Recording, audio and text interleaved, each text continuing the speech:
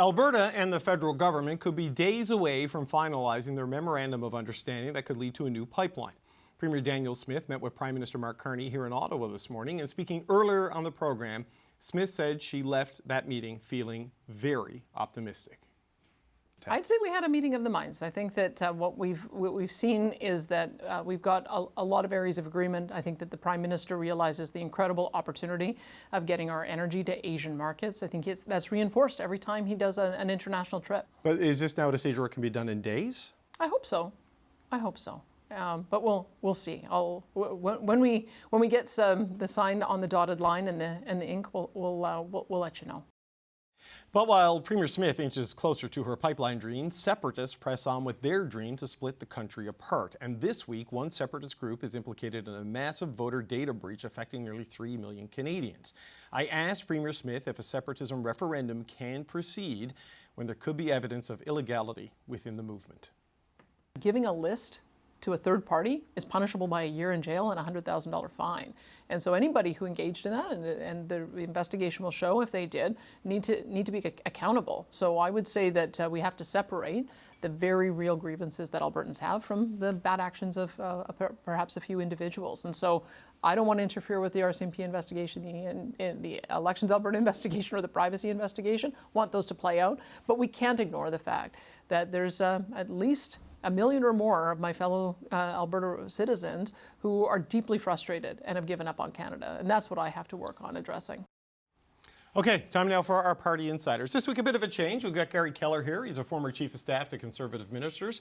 Greg McEachern is a former Liberal ministerial advisor. And Melanie Richer is a former director of communications for the NDP. We had to put a quota on St. FX grads of 1. So that's why Fred isn't here this week.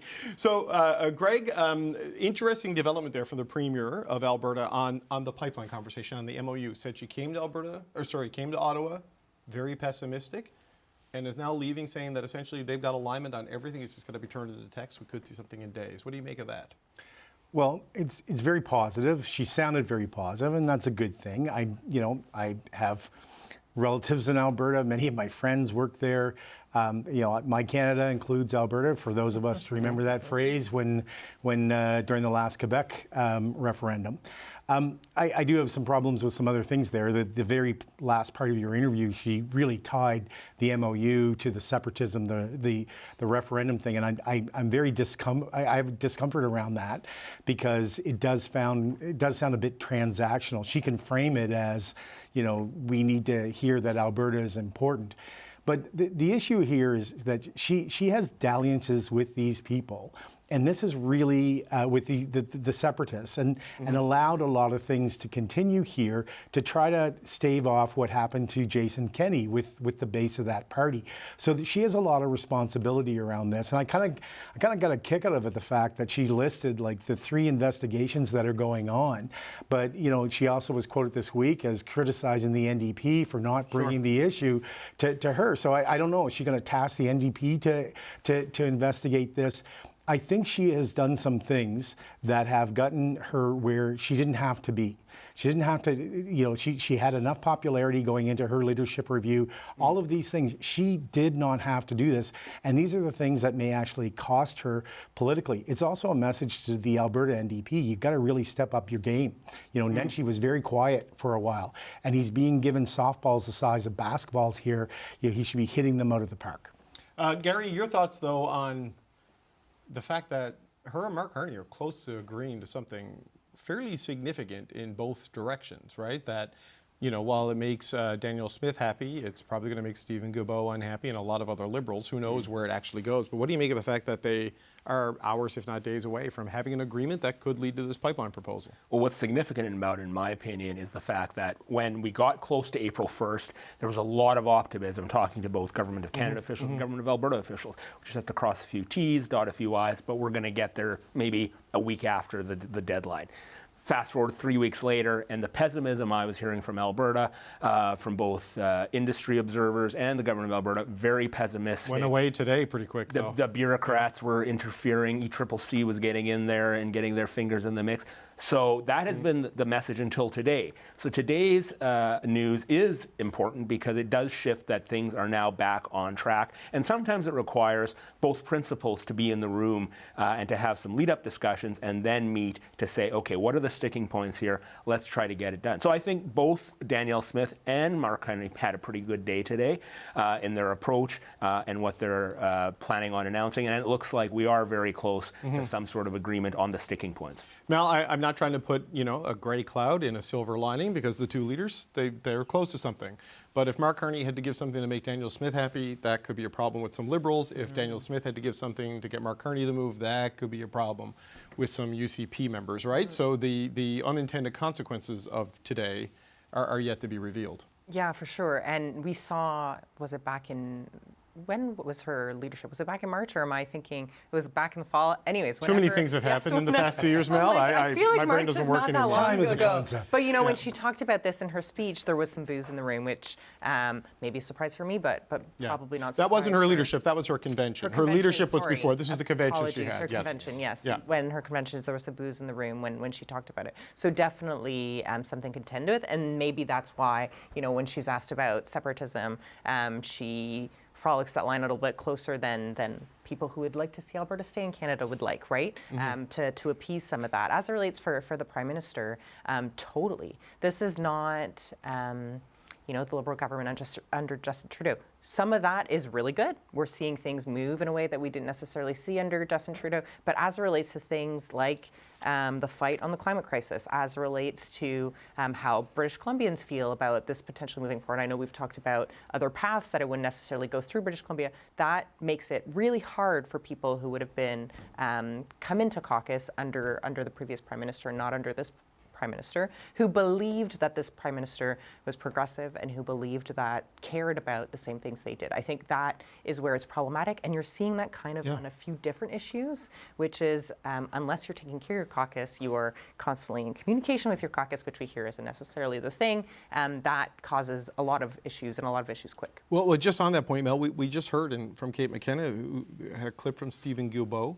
This takes us back decades on environmental assessment. The government is moving too far too fast, a sledgehammer, when they should be using a scalpel. And we heard from Anna Johnson, environmental lawyer, said she's flabbergasted and speechless. I mean, these are not the sorts of things Liberals are used to hearing from that side of this argument, right? At all. And I've talked before about how difficult it was, working with the NDP when we were either building our platform or building our proposals for what we wanted to do, to either support the transition to green jobs or what have you. And anybody in that space would be like, you know what, we quite like what the government's doing. We are not going to stand with you. We're not going to, support your plan because we think they're on the right path. So we're going to focus on supporting that path.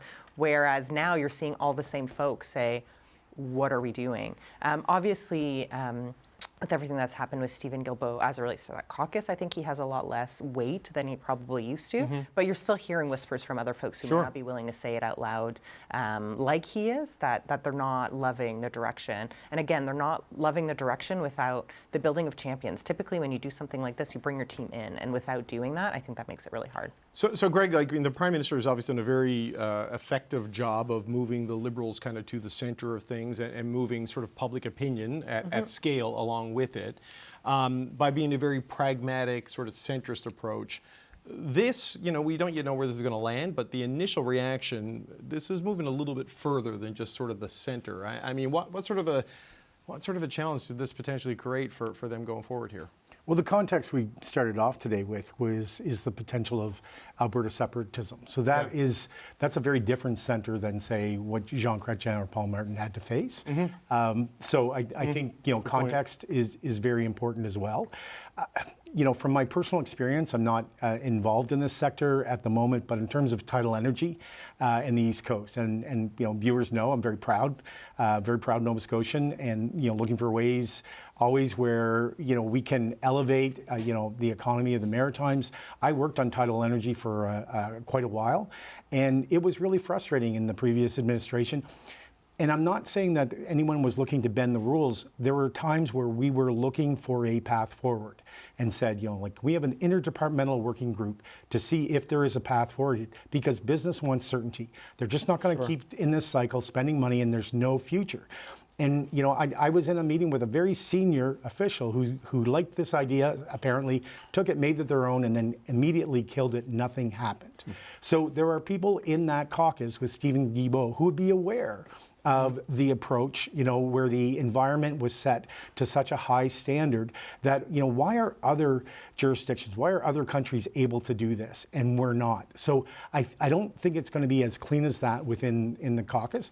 And look, if we're going to get down to brass tacks, members of that caucus are they're going to read the same polls that we all do. Sure. And that Canadians seem to be pretty happy right now. Yeah, it's just to this point, Gary, the Liberals have shifted. I don't think anyone would disagree.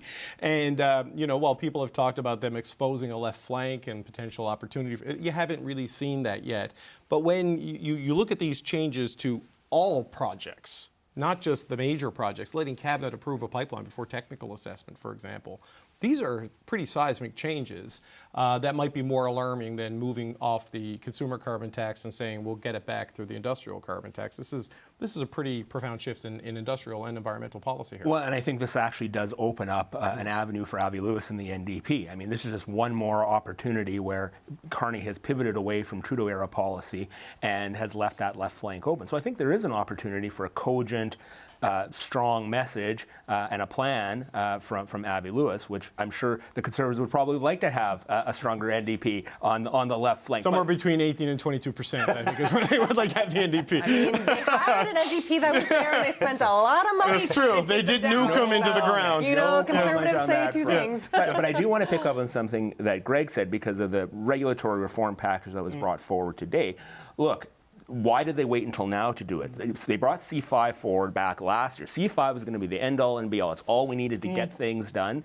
And very soon it became clear that that wasn't necessarily the case. They could have moved faster on this. The Financial Times had an article last week where 5 major Canadian industries, and not the energy industry, it was the forest producers, it was independent business, all saying Canadian red tape is worse than Trump tariffs. And so that is the reality that a lot of businesses have been facing, and they want the government to take a sledgehammer to some of those Trudeau-era the rules and regulations, and it'll be interesting to see. The other thing I was struck to by the regulatory package today is there is some trying to have their cake and eat it too, in the sense of, yes, we're going to do all these things, but it will be consistent with the UNDRA Pact that we passed. It will be consistent with Indigenous consultation. There's a lot of reference to that. That's jurisprudence. That's the law of the land. You have a duty to consult that you cannot get around, right? But there was even more than that in this document about from a communication standpoint. Right, but on this, I don't know if C5 was going to be the be-all and end-all. Well, that's what we were proposing. No. Hang on. I will push back on that. It has a sunset provision, so clearly it's not. And it's meant to be for specific projects of national interest to go there fast. This is to deal with everything. And it hasn't been going fast. That's the whole point, which is why the regulatory package is necessary, but a little late. Right, but if I can finish my point. This applies to everything. C5 points to a very specific list of projects that get designated to go here. This is every development at every level, everywhere in Canada. So it's a much bigger, broader thing, right? Why didn't they bring it up sooner? Well, I don't know, but it's here now. C5 was during the minority when the Conservatives were threatening an election, which turned out that they didn't actually want. So I think that's part of it. I don't think my recollection at the time is that, as you put it, the be-all and end-all. No, that was not what was. The election was 1 year and 10 days ago, but right? This is pretty big. Line here, folks. Let's be real about it. This is what I won't disagree on comms, but I will disagree on C5. Okay, well, but the ripple effect of this is what I'm wondering about, right? So we have a situation here where the Prime Minister is brokering some sort of an arrangement with Danielle Smith. I mean, I have interviewed her many times, and her staff. They were ebullient today. They got what they wanted from the Prime Minister, it seems to me. They just got to work out the fine print now. So you take that, whatever the specifics of the MOU are, and then this move broadly across the country. Where does this tell us about Mark Carney's intentions? Like, it's been all about the economy for the most part from him, Mel, but how they intend to do it, because this empowers Cabinet to do a lot of things very quickly if this comes in this way. And the question here is, what does that actually look like in practice? Obviously, giving them the power to do stuff is one thing, but you talked about jurisprudence earlier. What does that actually mean when you're going in practice with a certain project? What does consultation look like? What does community input look like?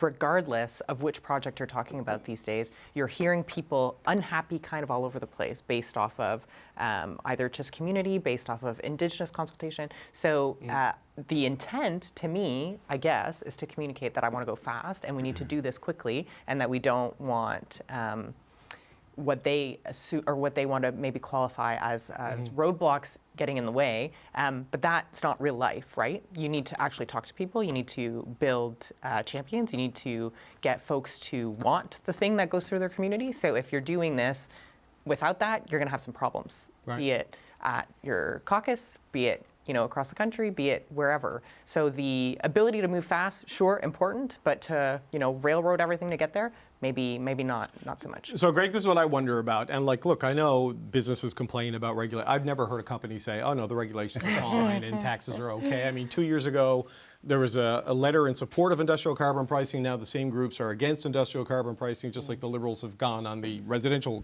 consumer carbon price. But Greg, the building champions, on Mel's point, I know you have a discomfort with the MOU being linked to the referendum, but the way Danielle Smith links it is that if we can do a deal here with Mark Carney that shows that he has heard us and is willing to work with us, that is proof to the voters of Alberta that Canada can work for them, that they can be heard and they can make a difference. We'll see.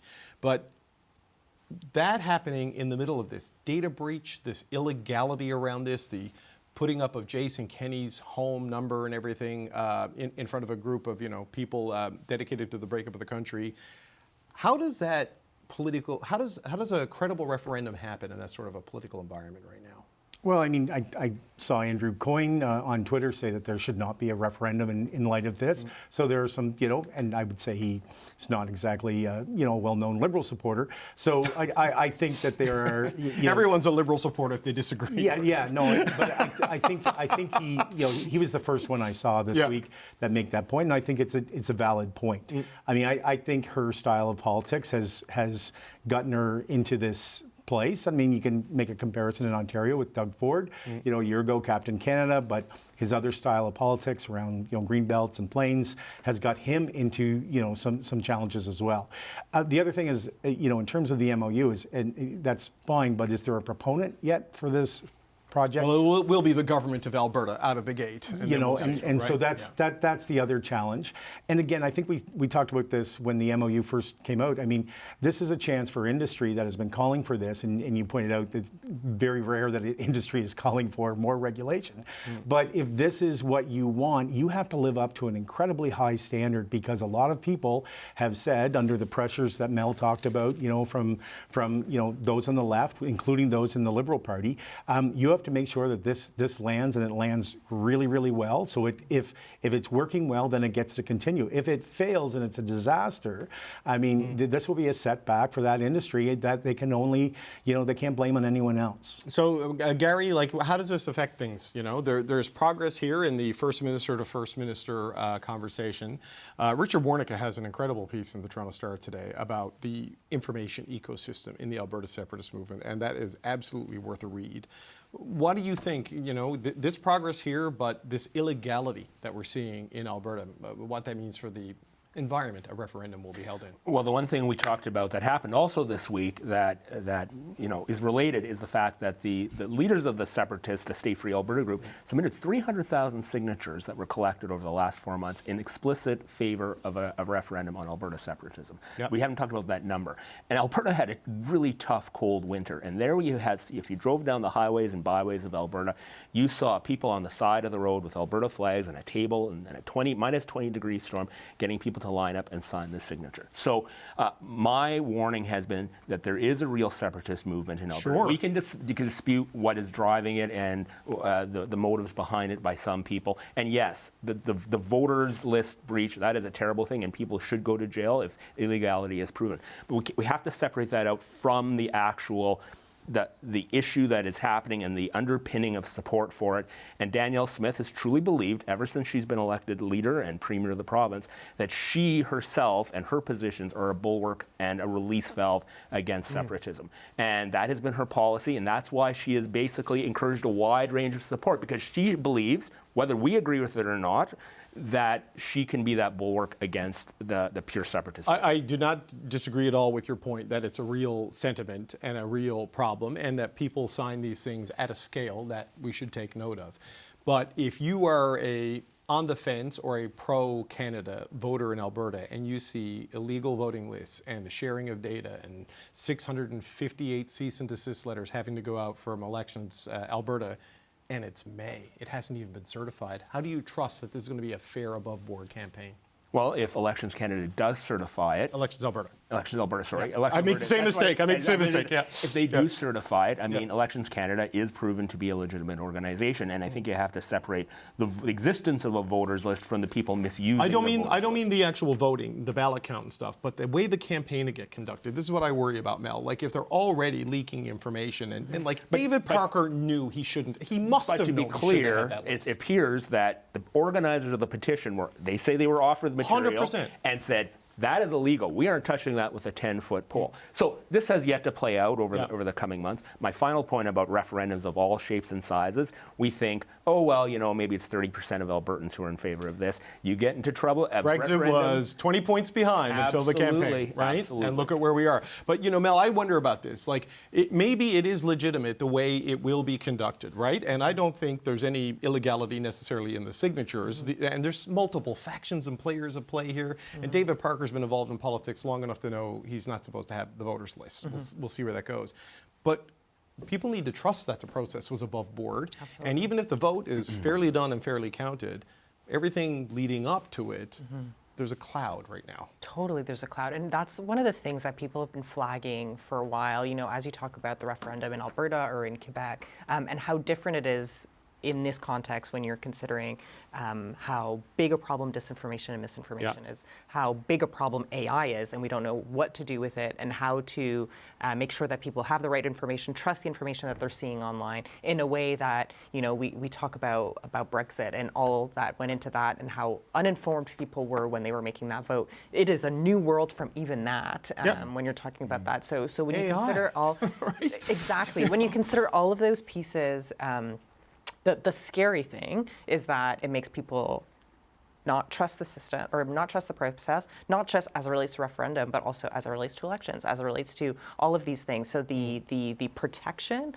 of democracy, obviously the protection of making sure that Alberta stays within Canada, I think is something that everybody, at least hopefully around this table, is wanting to do. Like those are things that are really troublesome. The leaking of information. We've all worked with MPs who've had security threats, who've had to worry about what that looks like. That in itself is terrifying. Yep. Journalists, all of that. So all of that is really scary. And the fact that folks who are supporting this are supporting it for their reasons instead of for the reasons of and the benefit of everybody, I think is the biggest problem of all. And Yeah, look, there's definitely a strain, Greg, in Alberta, and you can't dismiss it, whether you agree with it or not. I mean, there were bits of romanticized, independence and nationalism in Newfoundland and Labrador growing up, like Labrador from Newfoundland and all of us from the rest of you. Cape Breton in the 1980s. Sure. There was a Cape Breton Liberation Army, I believe was a character on CBC Supper Hour, but I'm not sure everybody was, thought he was fictional. Right.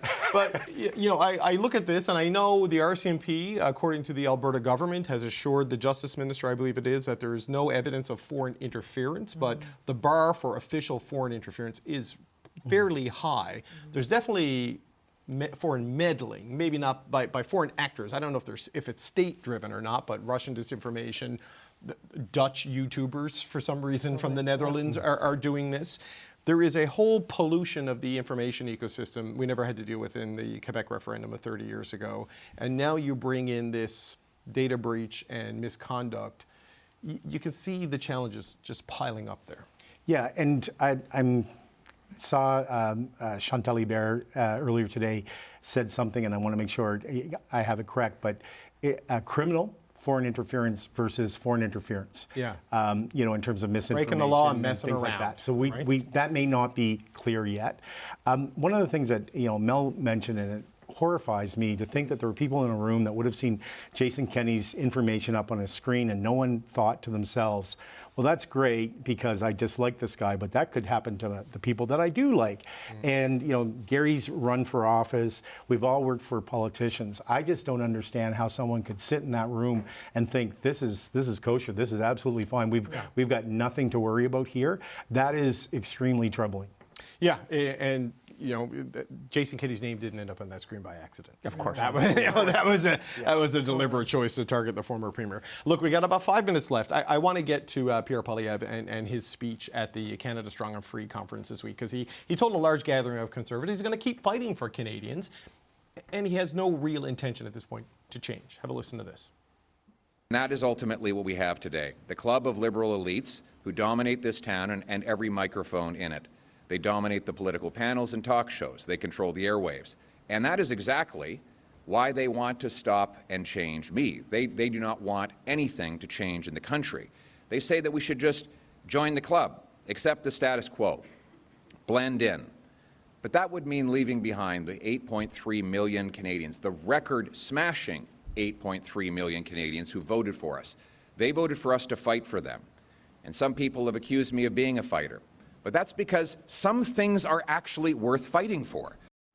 Okay, we just got enough time to do a quick round on this. Gary, I want to start with you, and I hope the control room can say liberal elite under your name because you're dominating the panel shows. What do you make of that? Basically saying, I'm not changing. In a week where Mark Carney compromised to work with Danielle Smith, he's saying that. Is that this is just who he is and he believes in going to campaign on principle, or is it a stubbornness? How do you view what you're seeing from Mr. Poilievre? Well, part of this, too, is the venue that he's at, the Canada Strong and Free Network conference, which is a gathering in Ottawa every May of sort of rock-ribbed, red meat conservatives. They talk about policy, but they talk about the state of the party and all those sorts of things. So was he throwing 16 fastballs down the plate of his greatest hits? Yeah, there was some of that definitely going on. This is the K-Tel Pierre Poilievre. Well, this is the audience that is very receptive to this message. At the same time, I think we've seen a couple of different tactics or strategies used by Mr. Poilievre. And to me, what was notable about the speech is he is saying, I've tried a few things, and I believe this is the right way for me to advance the Conservative Party's message going forward. Okay. Mel, what do you make of it? I said this last night. I have respect for a politician who says, look, people are telling me I should do things differently. This is who I am. This is what I believe. This is what I want to do. I'm going with this. And that's it. How do you see it? Yeah, I have a few thoughts. I think good leadership is learning from when things don't work, or when things don't work, reflecting and saying, you know what, we're going to do this differently, we're going to do this differently, not in a way that changes you, but in a way that is maybe more in tune with what people are asking. We see Doug Ford do that actually quite successfully. When he makes a mistake, he apologizes. Well, he just throws it overboard, though. I mean, totally, but as a real person who's not partisan, you're looking at that and you're like, you know what, I like when people can admit mistakes. I like that he's doing that, and that's why regular people like Doug Ford, right? That he's able to do that. So the inability to do that, I think, is interesting. To Gary's point of it's a conservative crowd. It's a conservative, maybe strategic crowd, or maybe commentary crowd, so maybe a little bit different. You're not, talking to members, you're not at your convention, you're talking to people like us. So you would hope that you're getting a little bit more flavor of what it is that you're going to do. My other reflection is I was in the room last week when he had not a similar speech, but he did a speech to Canada's building trades, and he was very much just like reading the thing, going through it, not getting any applause. It was almost just like he's going through the motions, and I couldn't help but feel the same way looking at that speech. It's like, where is the Poilievre that we know? You know what I mean? Where is the I want to do this and I'm doing it wholeheartedly? I thought it was missing in the room last week. In a room of people who he's won over quite a bit of. I found the speech this week sounded similar. Right. And then the maybe last thing I would say is he talks a lot about Ottawa elites, and I don't know who is more Ottawa elite than somebody who's been elected since, how many years is it? 22 years? Since 2004. Is always really, really rich when I hear him say that, because I'm not friends with any MPs who've been here longer than he has, not even close. So I find that fascinating as a point. Okay, that was a lot of points. That was a lot of Greg, Michelle Cadario said earlier this week, this Liberal elite doesn't want him to change. Just keep the MP here. That's how they view it. I mean, last word, you got about 60 seconds here. I can't help but compare. Mr. Poilievre and his remarks to Conservatives and to the Prime Minister who's sitting down with the Conservative Premier of Alberta in two very, very different situations. And Mr. Poilievre is still explaining why he's not doing well, but he's doing things the same way he did in 2024. I sat around this table. My comments on him haven't changed very much, but the polls have. And as for blaming other people for wanting him to change, I push back on that because his people kept telling journalists that he was going to change. Yes. And there were a so lot of pivot if stories. he's going to blame this group of liberal elite streak, that it's us. But it's his own people have told us several times, and he sat down with Peter Mansbridge, did a podcast on this. He said all this, and now the lad's not for changing, and it's our fault. I just don't think that rings true. No, fair point. And look, when Fred said he couldn't make it tonight, we said, who is the biggest liberal elite you know? And everybody said Gary Keller. I'm not a battle river Crowfoot elite. But. Listen, gang, that was fun. That's it for the Political Pulse. Greg McKecker, Melanie Richer, and the able liberal elite Gary Keller.